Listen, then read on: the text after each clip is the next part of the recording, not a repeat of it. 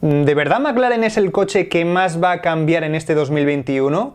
Entendíamos que sí, eso se nos había vendido sabiendo que McLaren ha tenido ciertas prebendas, se le ha ofrecido cierto margen de maniobra bajo las restricciones actuales, que son muchas, y esto, claro, parecía una ventaja, una buena noticia para ellos, pero también podía ser mala, y es que al final...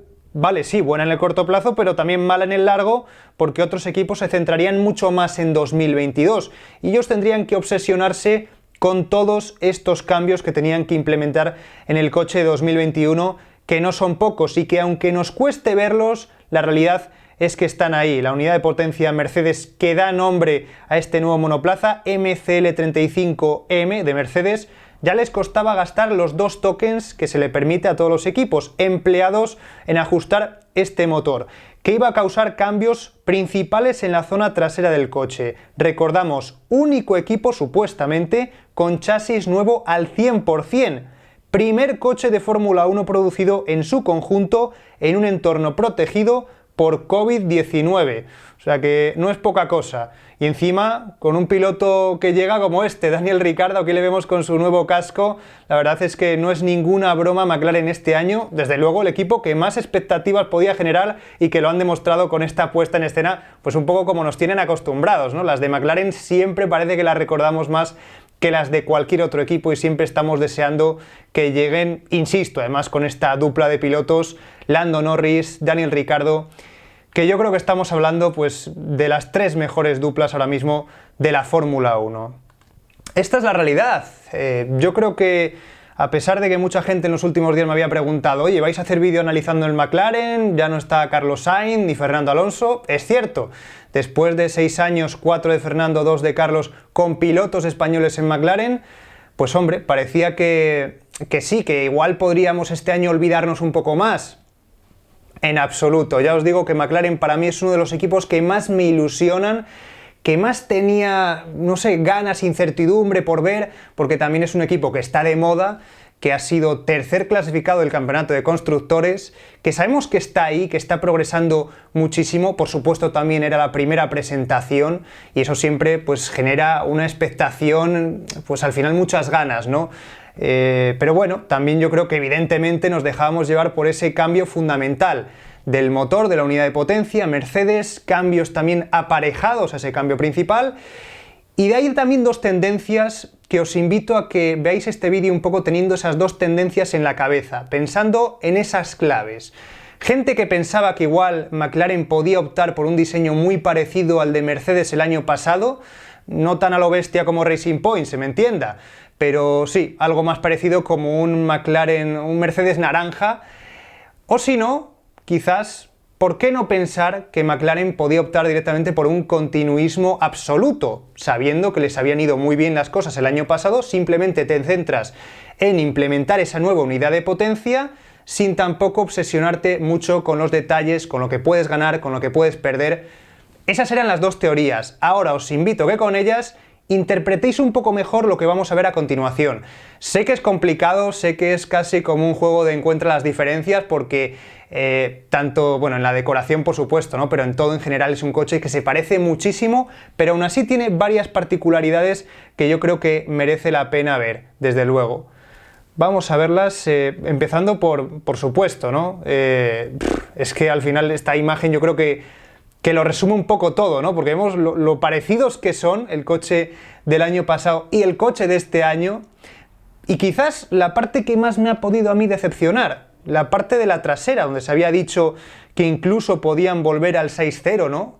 Teniendo en cuenta que el motor Renault es un motor que exige bastante refrigeración, habían abierto bastante la trasera en pasadas temporadas, y no ha sido así. Es un coche en el que no han cambiado, recordamos, suspensiones y tampoco la caja de cambios para no superar el techo de gasto, para intentar trasladar todo lo que les valía del año pasado a este año, pero sí que en la trasera, un poco en la zona de la Coca-Cola, vemos como son 2 coches prácticamente idénticos, y ya digo que yo me esperaba un poquito más de cambio en esta dirección. Quizás podían haber arriesgado un poco más, yo creo que sí tenían margen de mejora, pero desde luego pues no lo han hecho, han asumido muy poquito riesgo. Y la única parte en la que vemos que hay algo diferente es en los pontones. Vemos el inicio de los pontones, sobre todo un poquito más estilizados. Yo creo que es de toda la zona de la Coca-Cola lo único en lo que ellos han podido arriesgar un poco más implementando ahora este nuevo motor Mercedes. Pero vamos a seguir porque hay muchos más detalles que tenemos que comentar, como por ejemplo lo más evidente, lo que ya esperábamos ver, que es esta nueva reglamentación, la consecuencia de esta reglamentación 2021.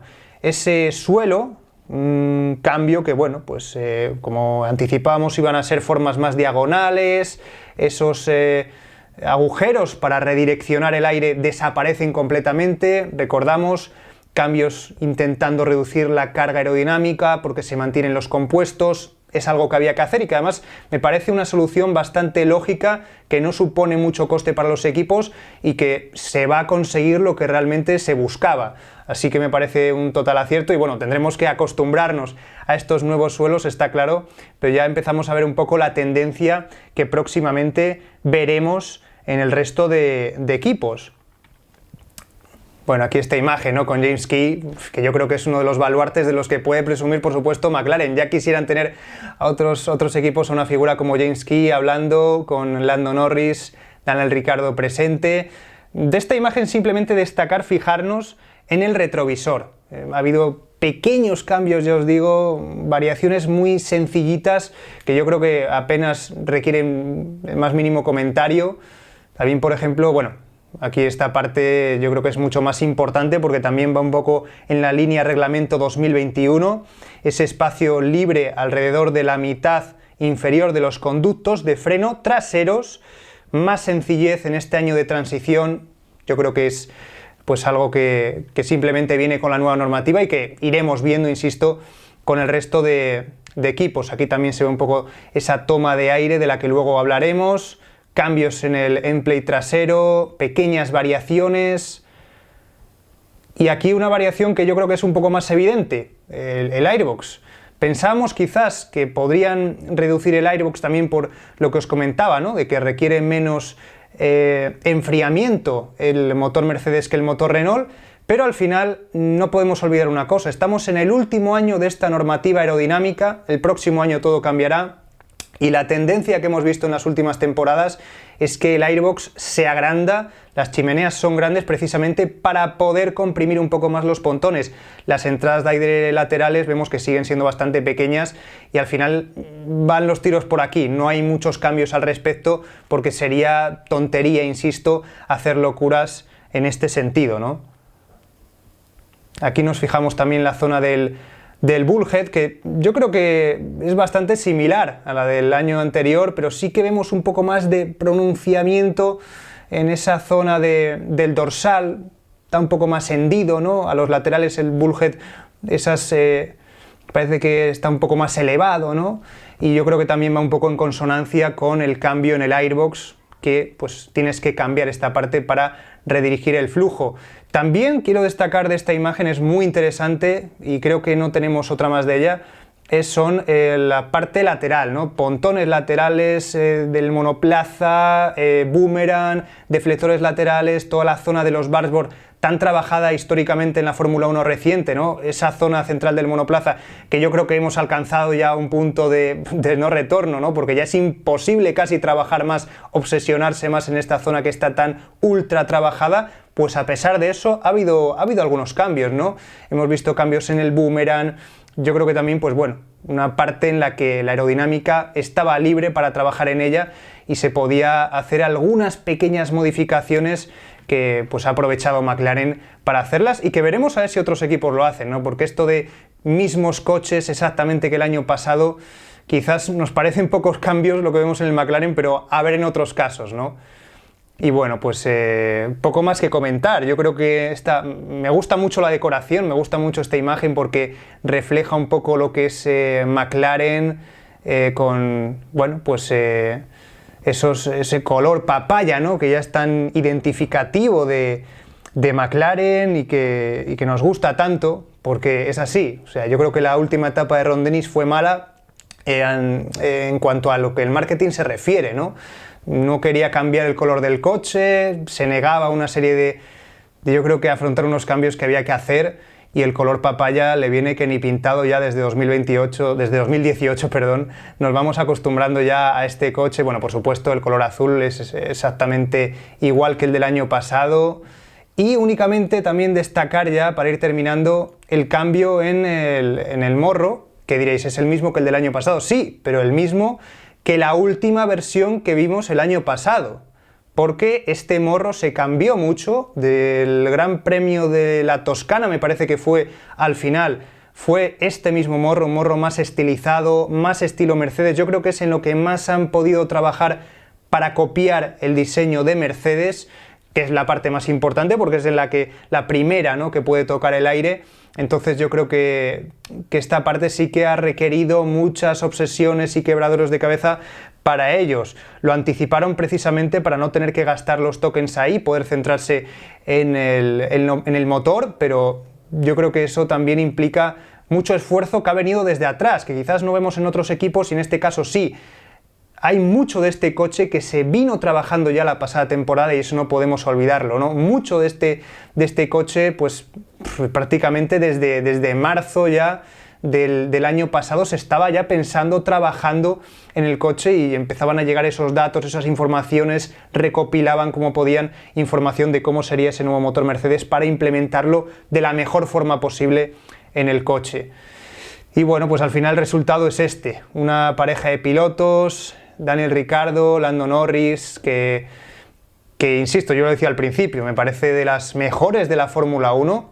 Creo que es un equipo preparado para crecer, para mejorar.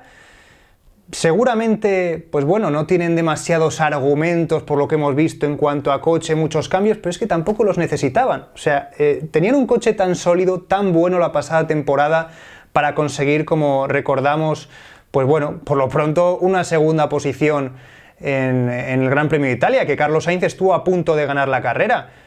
Me parece que es que tienen tan poquito que tocar y aunque ellos dicen, vale, nuestra obsesión es recortar el gap con Mercedes, pues sí, eso está muy bien, claro que sí, pero para eso yo creo que ya implementando esa unidad de potencia de Mercedes, ya lo que vas a ganar, más los pocos cambios que puedas hacer, te garantizan al menos que en una pretemporada de 3 días no te vuelvas loco, no tengas que interpretar cómo funciona un coche completamente nuevo, no, ellos tienen la base, tienen la estructura, saben perfectamente cómo funciona este coche, saben cuáles son sus puntos fuertes, lo que pueden sacar de él, y eso es lo importante. Yo creo que eso es garantía de éxito de McLaren, garantía por la cual yo les coloco ya, en el vídeo que hice el otro día les colocaba terceros en el Mundial de Constructores, terceros y siento que me quedo corto porque creo que aún así van a estar peleando con Red Bull en muchas carreras y que en cuanto a victorias pueden empezar a conseguir, a soñar ya, ¿no?, con volver a conseguir una victoria como allá por 2012, fijaos si ha llovido, ¿no?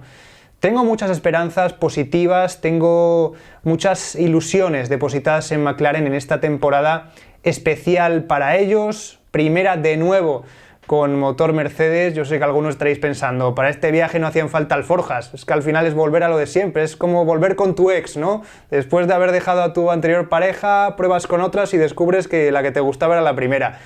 Pues es un poco así, es cierto, Honda, Renault, al final yo creo que el motor Mercedes sigue, después de algunas fluctuaciones, de esos años en los que el Ferrari estuvo ahí incluso mejor, sigue siendo el mejor motor de la Fórmula 1 y por supuesto, en este caso suponía una ganancia, una garantía. Fijaos Red Bull, por ejemplo, cómo le está pasando canutas en cuestiones de motor, que va a tener que tirar con el motor Honda unos cuantos años, con un motor Honda congelado ya fuera de la Fórmula 1.